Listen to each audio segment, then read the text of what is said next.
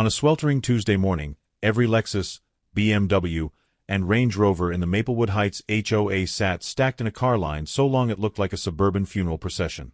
Engines idled, horns blared, and soccer moms leaned out their windows, screaming at a newly installed wooden booth where a man in mirrored sunglasses quietly collected $5 bills from each resident just to exit the neighborhood.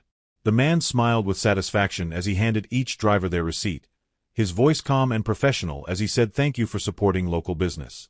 Behind him, a hand-painted sign read Private Road Toll $5 per vehicle in bold letters that could be seen from 50 feet away.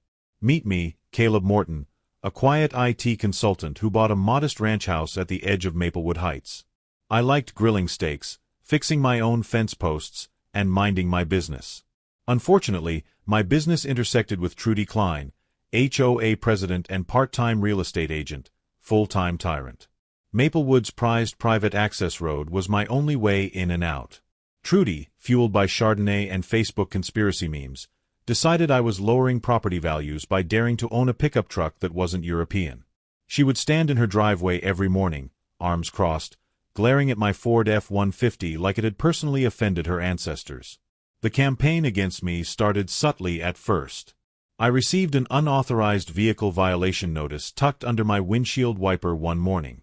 The notice claimed my truck exceeded the maximum height requirement for residential vehicles, even though I'd measured it myself and it was 3 inches under the limit. Then came the grass length complaints, even though my yard looked like a golf course. The measuring tape came out during an HOA inspection, and they claimed my grass was exactly 1/8 of an inch over regulation height. I actually laughed when I read that one. They sent me daily fines of $50 for the grass violation, even after I cut it. Trudy would personally deliver these notices, always at dinner time, always with a smirk on her face. The harassment intensified when Trudy discovered I worked from home. She started scheduling loud HOA maintenance directly outside my house during my video calls with clients. Leaf blowers at 9 a.m. sharp, tree trimming during important presentations, and mysterious lawn chemical treatments that required noisy equipment. She filed complaints about my home office, claiming I was running an illegal business even though the HOA rules specifically allowed working from home. Then things escalated quickly. Trudy had the HOA vote to padlock the community's only access road, claiming I wasn't a true member and should find another way home. The vote happened during an emergency meeting she called while I was out of town for work. Only 5 people attended, all of them her bridge club friends. She even spray-painted deliveries only across my driveway in the dead of night. My security camera caught her doing it at 3 a.m., wearing what looked like a ninja outfit she probably bought on Amazon. She brought her own stencils and everything, like she'd been planning this for weeks. The morning after the padlock incident, I couldn't get to work. I called the police, who said it was a civil matter. I called a lawyer, who said it would take months to resolve in court. Standing there staring at that padlock, something inside me shifted from frustrated to determined. I spent the next 72 hours in the county records office, digging through property deeds and old surveys. My eyes burned from reading faded documents, but then I found it. The golden ticket. The access road wasn't HOA property at all. It sat on an old agricultural easement tied to my lot from decades back, predating the neighborhood development by 40 years. The easement belonged to Martha Henderson, an 87-year-old widow whose late husband had farmed the land before developers swooped in. I drove out to her assisted living facility with a box of chocolates and my laptop. After explaining the situation, she laughed so hard she nearly spilled her tea. She said with a mischievous grin that Trudy Klene had tried to lowball her on her late husband's tractor barn 2 years ago, offering insulting money and making snide comments about the property being an eyesore. Martha sold me the easement for $500 on the spot, saying it would be worth every penny just to see Trudy's face. We signed the papers right there in the recreation room, with 2 nurses as witnesses. But Trudy had made a fatal error. The access road wasn't just any easement. It was a deeded right-of-way that gave the owner complete control over access and usage. I discovered this detail buried in subsection 12 of the original county filing. With the glee of a man about to flip the script, I not only purchased the easement outright but also confirmed with the county that I had full legal authority to charge for its use. The county clerk actually chuckled when she stamped my paperwork, saying she'd been wondering when someone would figure this out. Overnight, I went from trapped homeowner to legal toll booth operator.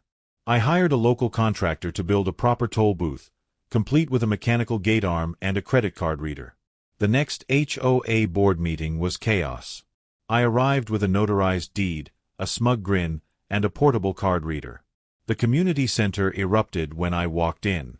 I informed the HOA that I now owned the only legal road in and out of Maplewood Heights. If they wanted access, they'd have to pay me a toll I generously set at $5 per trip. I explained in a calm voice that this was actually quite reasonable, considering private toll roads in the area charged $15 to $20.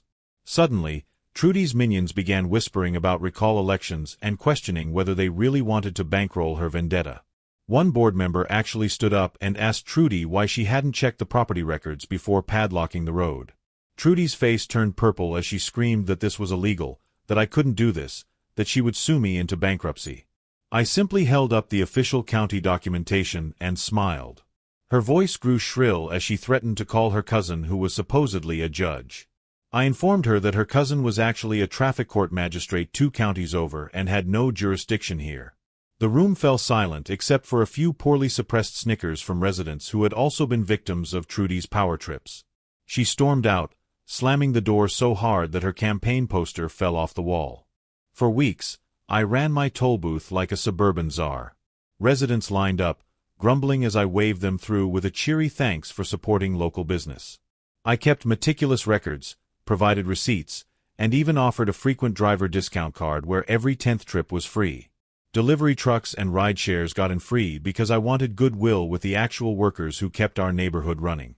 But every HOA board member paid double. I called it an administrative fee. The HOA's threats fell flat when the county sheriff confirmed I was well within my rights. He actually asked for my lawyer's card, saying he had his own HOA issues. The situation reached peak absurdity when Trudy tried to organize a boycott. She sent a mass email telling residents to park outside the neighborhood and walk in. The revolt lasted exactly 1 day, until a thunderstorm hit and 40 soccer moms had to trudge through mud in their designer shoes. Trudy was photographed screaming at the booth, clutching crumpled singles like a deranged carnival customer, her face contorted with rage as she demanded I accept her personal check. I politely declined, pointing to the cash-only sign I'd installed that morning just for her. The picture went viral on the neighborhood Facebook group with the caption "Toll Booth Karen." Someone even made it into a meme that spread to other local HOA groups. The breaking point came when the HOA realized they were hemorrhaging money. Between board members' daily commutes and the constant stream of service vehicles they had to reimburse, they were spending $3,000 a week. Their own treasurer presented a spreadsheet showing that at this rate, they'd be bankrupt in 6 months. The July 4th block party had to be canceled because they couldn't afford it anymore. The community pool maintenance was deferred. The landscaping at the entrance started looking shabby. Residents began to notice and complain. Emergency meetings were called. Lawyers were consulted. 3 different law firms told them the same thing. I owned the road legally and could charge whatever I wanted. One lawyer actually complimented my research, saying it was one of the cleanest easement transfers he'd ever seen. He also mentioned that Trudy could face personal liability for the vandalism and harassment, which made her face go pale. The HOA's insurance company threatened to drop their coverage if the situation wasn't resolved. They specifically cited Trudy's actions as creating unacceptable legal exposure for the association. Eventually, the HOA caved, paying me $60,000 in a lump sum to buy back the easement. The negotiation happened in the same community center where Trudy had first tried to intimidate me. Her hands shook as she signed the check. I used the money to install a new pool and a massive smoker in my backyard, the smoke from which drifted directly into Trudy's kitchen window every weekend.